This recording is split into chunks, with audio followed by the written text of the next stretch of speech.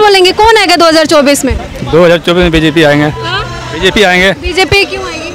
ये मोदी जी ने अच्छा काम कर रहा है। अच्छा, मोदी जी के एक दो अच्छे काम गिनवा दीजिए। अच्छा काम किया। ये हमारा कश्मीर जो था वो गुलाम था, उसको 370 धारा हटा के आज़ाद किया है। भाई साहब क्या लग रहा है कौन आएगा 2024? मोदी जी। मोदी जी लोग की पसंद मोदी जितना क्यों बनते जा रहे हैं? मैडम काम किया उन्होंने, हमें जहाँ नहीं जाना चाहिए हमें चांद पे पहुँचा दिया, शिव जी को चांद पे पहुँचा दिया उन्होंने। 2024 में भाजपा इसलिए आएगी क्योंकि नरेंद्र मोदी ने गरीबों के लिए काम किया। कोविड टाइम पे 80 करोड़ लोगों को राशन देना, और G20 देख के इन लोगों का तो मुंह काला हो गया। ऐसा क्यों कह रहे हैं आप? ये G20 लोग कल्पना ही नहीं किया था। ये लोग तो बयान देने में लगा था, चाइना नहीं आ रहा, रसिया नहीं आ रहा, फलानवा नहीं आ रहा, ठिकानवा नहीं आ रहा, और सबका बॉस चला आया। लेकिन राहुल गांधी तो कहते हैं कि पूरा का पूरा पैसा बर्बाद किया गया है, बहुत सारी चीजों को छुपाया गया है। बच्चा लेमन जूस के लिए रोता है ना, छोटा बच्चा। राहुल गांधी वही लेमन जूस चूसने वाला छोटा बच्चा है। बोलेंगे 2024 में कौन आएगा? क्या मोदी आएंगे फिर से। मोदी फिर से क्यों आएंगे? इसलिए आएंगे कि अभी हम लोगों ने देखा G20 का जो सम्मेलन हुआ है और भारत को जिस हिसाब से प्रतिनिधित्व करने का मिला है और जिस हिसाब से हमारे प्रधानमंत्री ने इसका निर्वहन किया है वो काबिले तारीफ है। 2024 में कौन आएगा? क्योंकि चुनाव आने से पहले बहुत सारी चीजें ऐसी हो जा रही है जिसको लेकर के लोग अब अपनी अपनी राय रख रहे हैं। मैम 2024 में बिल्कुल क्लियर है कि भाजपा 400+, क्योंकि भाजपा ने जो कार्य किया है वो ये घमंडिया सारे गठबंधन I.N. वाले सोच भी नहीं सकते। आज सनातन पे ये सवाल उठा रहे हैं, कल ये किस पे सवाल उठाएंगे, देश के टुकड़े पे। तो ऐसे लोगों की तो जनता पहले ही नकार चुकी है। 2024 में भाजपा इसलिए आएगी क्योंकि नरेंद्र मोदी ने गरीबों के लिए काम किया। कोविड टाइम पे 80 करोड़ लोगों को राशन देना। लालू यादव अभी कल बोल रहे हैं कि नरेंद्र मोदी जी ने कोई भी काम नहीं किया। अब लालू यादव इसलिए बोल रहे हैं क्योंकि 80 क्या नाम है चारा घोटाला करने वाला घोटालेबाज तो यही सोचेगा कि अगर किसी सरकार में घोटाला नहीं हुआ तो वो काम ही नहीं किया। लालू यादव घोटालेबाज, तेजस्वी यादव के घोटाले में फंसे हुए, अरविंद केजरीवाल खुद घोटाले की सरकार है पूरी की पूरी।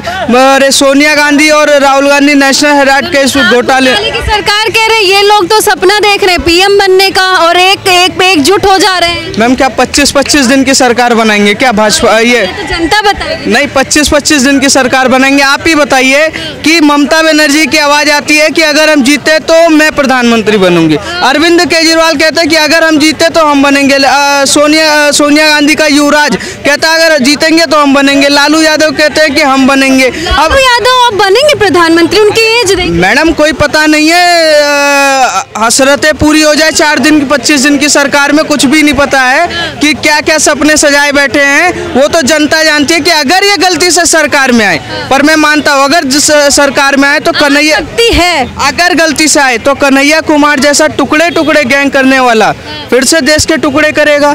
फिर से इनका प्रधानमंत्री संसद में खड़ा होकर ये बोलेगा कि देश के संसाधनों पे अल्पसंख्यकों का पहला अधिकार है। फिर आपने कहा कि ममता बनर्जी बोलती है कि मैं जीतूंगी तो मैं पीएम बनूंगी। पीएम बनने लायक हैं वो? मैम बंगाल की हालत देखते हुए तो मुझे सीएम बनने लायक नहीं है, पर बंगाल की जनता ने क्यों जीता है वो तो 2024 के बाद उनको पता चल जाएगा। पर मैं ये जानता हूँ कि ममता बनर्जी हो चाहे कोई भी हो, स्टालिन के बेटे का उदयनिधि स्टालिन के जब एक बयान जारी करता है उसके बाद कई लोग उसके समर्थक करते हैं। और कमलनाथ का बेटा, खड़गे का बेटा, पर किसी भी तरीके से ये I.N. वालों का कहीं रिप्लाई नहीं आता। ठीक है, और उसका विरोध मतलब कि सनातन को खत्म करने का, जो मतलब सूर्य की हम पूजा करते हैं, क्या सूर्य को खत्म कर पाएंगे? कि हम सनातन के बयान को लेकर के, स्टालिन के बयान को लेकर पहली बार पीएम मोदी जी ने अपना बयान दिया है। मैम वो सच्चे सनातनी है और सच्चे शिव भक्त हैं। उनको पता है, उन्होंने देश की संस्कृति की बात की तो कांग्रेस को दर्द हुआ।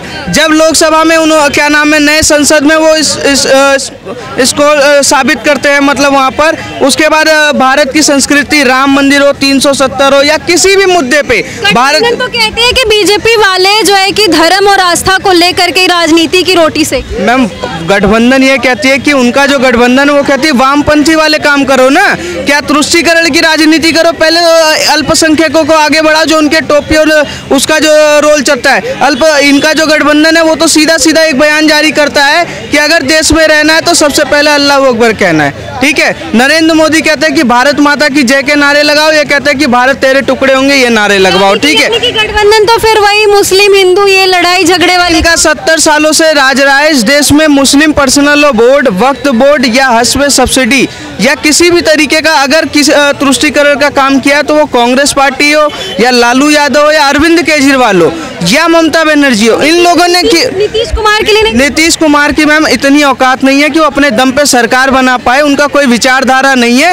वो एक एजेंट की तरह काम कर रहे हैं कि यहाँ से पलटे तो वहाँ, वहाँ से पलटे यहाँ, उनकी औकात इतनी है बस। ये कह रहे हैं नीतीश कुमार में इतनी औकात नहीं कि अपने दम पे सरकार बने। आप बक्सर से हैं, क्या बोले? निश्चित रूप से सही बात इन्होंने कहा। नीतीश कुमार का व्यक्तिगत जो छवि है, उसको औकात को हम छवि कह रहे हैं, उनको उल्टू राम पलटू राम कहा जाता है। और ये नाम भारतीय जनता पार्टी के लोगों ने नहीं दिया था, ये नाम दिया उनको उन्हीं के दल वालों ने। उन्हीं के दल वालों ने कहा, लालू यादव ने कहा इसके तो पेट में दांत है। तेजस्वी जी ने कहा, हमारे माननीय उप मुख्यमंत्री, 4 सीटेड उप मुख्यमंत्री, जिसको नीतीश कुमार ने कहा था हमारे माननीय मुख्यमंत्री ने कि मैं भ्रष्टाचार की नीति पर जीरो टॉलरेंस की नीति अपनाऊंगा, और वही 4 सीटेड उप मुख्यमंत्री के साथ सरकार चला रहे हैं। इनको सत्ता की मलाई कैसे भी खानी है नीतीश कुमार जी को। और पीएम मोदी जी के साथ G20 शिखर सम्मेलन में उनका एक फोटो बहुत ज्यादा वायरल हुआ था, उसको लेकर क्या बोले?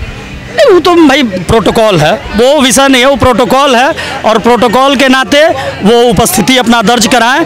और G20 देख के इन लोगों का तो मुंह काला हो गया। ऐसा क्यों कह रहे हैं आप? ये G20 लोग कल्पना ही नहीं किया था। ये लोग तो बयान देने में लगा था, चाइना नहीं आ रहा, रसिया नहीं आ रहा, फलानवा नहीं आ रहा, ठिकानवा नहीं आ रहा, और सबका बॉस चलाया, सबका बॉस ब्रिटेन चलाया, जितने भी बड़े देश थे। और प्रधानमंत्री जी ने तो ये औकात बताया कि अफ्रीका को जोड़वा दिया, G20 को G21 करा दिया। तो ये हमारे देश के प्रधानमंत्री की ताकत रही।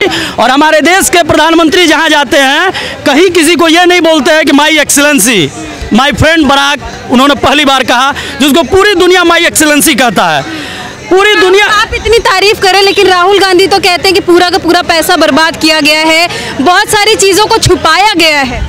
बच्चा लेमन जूस के लिए रोता है ना, छोटा बच्चा। राहुल गांधी वही लेमन जूस चूसने वाला छोटा बच्चा है। राहुल गांधी को देश की राजनीति, कह रहे हैं उनको, तो लोग कहते हैं कि मोदी जी के टक्कर में वही आने वाले हैं। नहीं, देखिए बड़ा क्षेत्र है, भुज से गुवाहाटी तक और गिलगित से लेकर कन्याकुमारी तक बहुत बड़ा क्षेत्र है। इतने बड़े क्षेत्र लायक राहुल गांधी का ब्रेन नहीं है। क्यों? उनके पास दिमाग नहीं, वो बच्चे हैं, उनका काम है वो रायसीना हिल्स पे जाके अपने कुत्ते को टहलाते हैं, कुत्ते को बिस्किट खिलाएं। राहुल गांधी के जिम्मे यही काम है। मेरा बस एक सवाल है कि क्या लग रहा है कि ये लोग जो इतनी ज्यादा मीटिंग करते हैं, आए दिन बैठक करते हैं, तो ये लोग टक्कर दे पाएंगे या नहीं? जनता इनको क्या बताना चाहती है? अरे राज्यों का पैसा लूट के और बिस्कुट मलाई खा रहे हैं, वही खाएंगे, उससे ज़्यादा कुछ करने वाले नहीं है।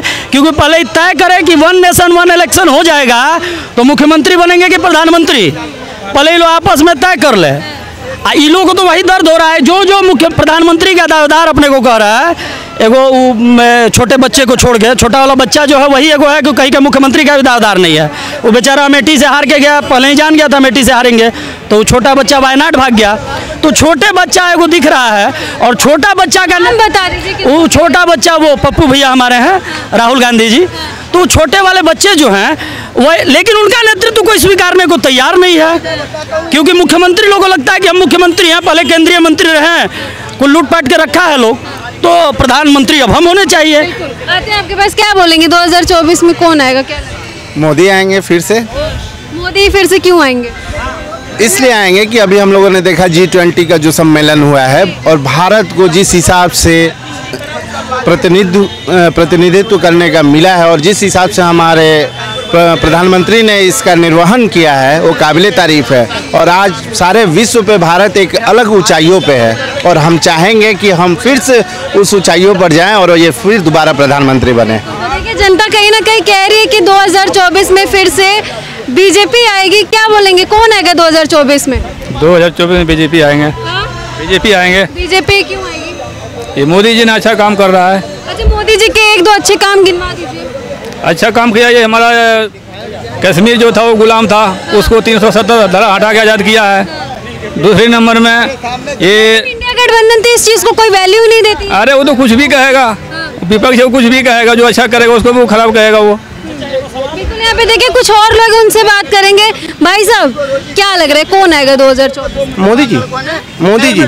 थोड़ा खुशी से कहिए, आप लोग की पसंद मोदी जी इतना क्यों बनते जा रहे हैं? मैडम काम किया उन्होंने, हमें जहाँ नहीं जाना चाहिए हमें चांद पे पहुँचा दिया, शिव जी को चांद पे पहुँचा दिया उन्होंने। क्या पहले कभी सोचे थे मैडम? कभी नहीं सोचा था आपने? क्या हमारे देश में वहाँ पे क्या होता था जम्मू कश्मीर में? कभी आज तक 370 हटा नहीं। वहीं के लोग कहते थे हटा के दिखा दो कौन है माई का लाल जो हटा देगा 370। आज हट भी गया, उनकी सारे मुंह बंद है और अंदर भी है। अरे मैडम आज देखो हमारी स्वच्छता के लेकर हमारी बेटी बहने माँ बहने रोड पे सोच करती थी, कितनी शर्म की बात है। 70 साल। लेकिन जो इंडिया गठबंधन है वो लोग तो बस कमियां पे कमियां निकालते ही जा रहे हैं, एक बार भी तारीफ नहीं करें।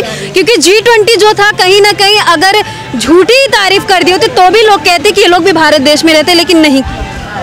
मैडम G20 हमारे वो लोग नहीं के ना, इंडिया गठबंधन वाले। मैडम वो खिचड़ी बंधन है, वो खिचड़ी गठबंधन है, खिचड़ी लोग हैं। खिचड़ी उन लोग नहीं कर सकते क्योंकि शेर के आगे सियार सब अंदर घुसे, अपना तो चेहरा नहीं तय कर पा रहे हैं कि कौन दुल्हा है। बारात तो साज रहे हैं, बाकी दुल्हा का पता नहीं है कौन है। आप सियार किसको बोल रहे हैं? सियार किसको? अरे सियार बंदर गिदड़ भड़की वाले ये सब खिचड़ी महागठ 28 दल है, आप उन सबको जानवर बोल रहे हैं? हाँ मैडम, उनकी वही है। अब मान लो अब आप देख लो, एक सहयोजक नहीं चुन पाए अभी तक।